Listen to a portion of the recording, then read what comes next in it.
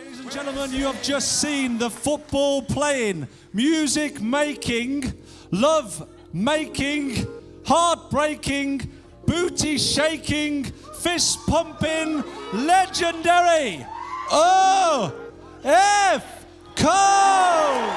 Harry Potter.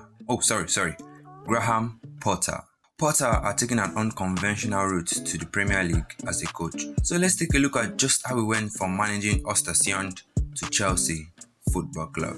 It's hard to be a name or a sexy name, certainly when your surname's Potter. And especially if your first name's Graham, it becomes even more difficult to be sexy then. He was born on the 20th of May 1975 in the English town of Solihull, around 7 miles southeast of Birmingham, where he started as a left back with Birmingham City, and he remained in the West Midlands for the majority of his playing career. After starting his career close to home with Birmingham City, Potter represented Stoke City and West Bromwich Albion in the Championship. He went on to play a season in the Premier League with Southampton. For the time at Southampton, it was being involved in the 6-3 game at home to Manchester United, just to experience that and to see the Dell and to feel the atmosphere and to be fortunate enough to get on the pitch. I think I got on the pitch at 4-2, so thankfully I didn't have too much of a negative influence on the outcome. So no, that was a great experience. Potter also spent some time on loan at Wycombe Wanderers, Northampton Town and Reading, before moving down the divisions with York City, Boston United, Shrewsbury Town and Maxfield Town in the latter years of his career. So his playing career wasn't exactly the most glamorous one. He retired at the age of 30 in fact. You know, the reality of it is you're sort of a young person, you don't know, you think you know stuff but you don't know anything. If I could go back and explain a few things to the Graham Potter back then, I'm sure that probably would have helped me. But the interesting part, which is the reason why you're watching this video, is his coaching career. After Potter retired, he decided to focus on furthering his education to prepare himself for a career in coaching, earning a degree in social sciences from the Open University. He then went on to earn a master's degree in leadership and emotional intelligence at Leeds Metropolitan University. Now that is impressive. It was a leadership qualification, and that seemed to be quite interesting for me. I'd done my qualifications as a coach and I was at Leeds Met, so I was, okay, I've got some time here, and the cohort were surgeons and there were people from the British military in there. You simplify it, it's just essentially man management and building an environment, understanding how the environment can help you shape behaviour, how people act. It sounds quite common sense, but it's often not common practice, and that's the beauty of it. How many coaches in the present day have a master's degree in leadership and emotional intelligence? I'd argue not so many. He began his coaching in the British university system. In the university system, he picked up experience working with the University of Hull, Leeds Metropolitan University and English Combined University teams. He was also the technical director for the Ghana national team at the 2007 Women's World Cup.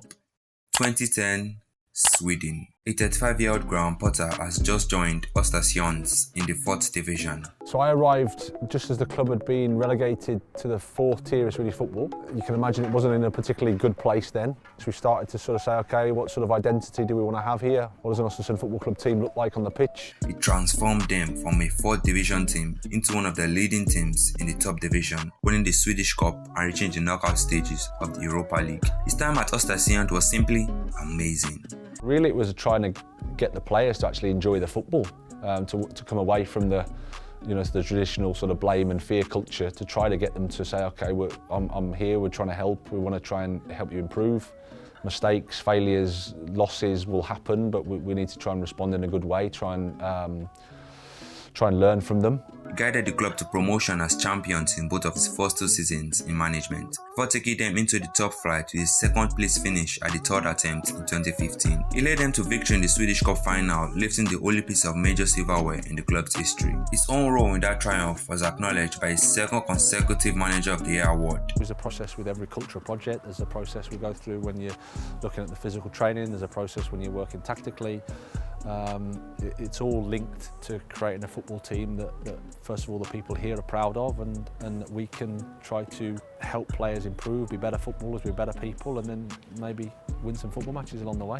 In his last season at Sweden, Östersunds defeated more established European sides like Galatasaray and PAOK to qualify for the Europa League before progressing from a group which included Athletic Bilbao and Hertha Berlin. When Galatasaray arrived, I was like, oh cool, a big team coming to Östersund, we're not going to win.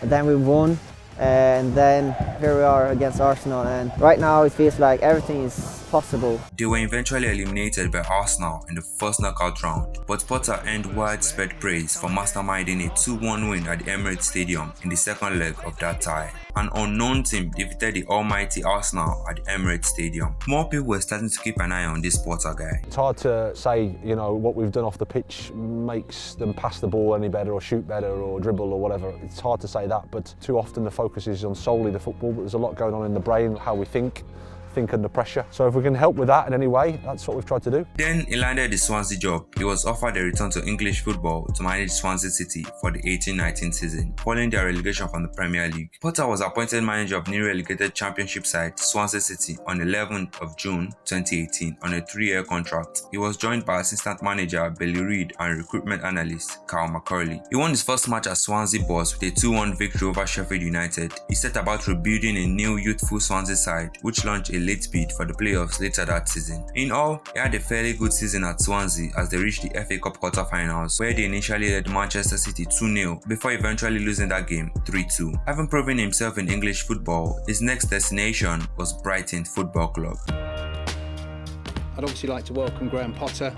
on his birthday, no less, as our new head coach. Bank holiday press conferences, that's what we need. My name is Potter, there's no magic wand. He was offered the chance to lead them in the Premier League from the start of 2019-20 season. This time, he set about the task reinventing the team as one with the ambition to go toe-to-toe against the best in the Premier League. He loves to play an attacking game with a fluid passing style in possession while applying intense pressure when off the ball. He has some similarities to his predecessor in the Chelsea job, Thomas Tuchel. They both have the ability to switch systems frequently during play, depending on the opponent, while still retaining their side's identity. I think the key thing is that you need to understand your football club, you understand your values and how you want to play, and then you need to be able to recruit people based on those sort of football reasons and also those interpersonal reasons, those personality reasons. During his time at Brighton, Potter primarily used a 3-4-2-1, 4-4-2 and 4-1-4-1 formation for his team. His first season at Brighton saw them pick up a club record 41 points in the top division, a record they matched in the next season again. They did this while playing a fearless attacking brand of football, not Aram football we all see nowadays. His second season at the Amex Stadium also broke Brighton's record for Premier League goals scored, goals conceded and clean sheets, but it wasn't done yet. We forget that coaching is still fundamentally about helping people develop, helping people get better, improving teams.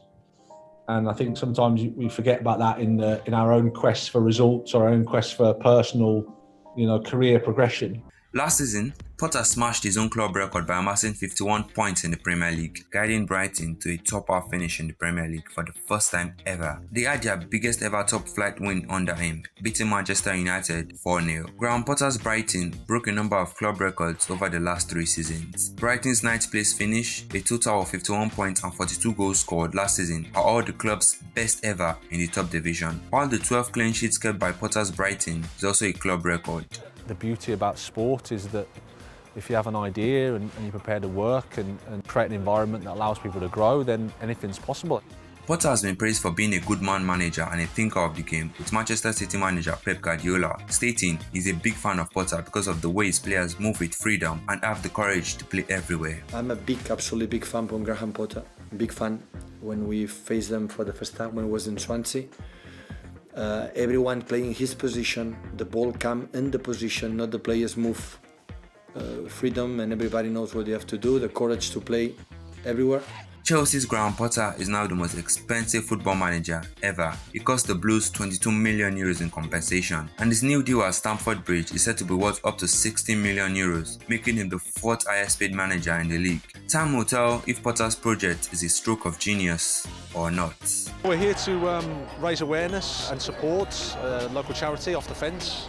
They do a fantastic job in the local community looking after our most vulnerable. Potter has been seen as highly intelligent and a deep thinker. He is quiet, not loud by nature, and can be funny with his jokes and keeps good company. Todd Boehly, the face of Chelsea's ownership, has been convinced that Potter is the man to instill a long-term identity throughout the club at the start of the new era. The demands Potter will face at Chelsea would differ sharply to those at his previous clubs. He is Potter, but he doesn't have a magic wand, so it will take some time.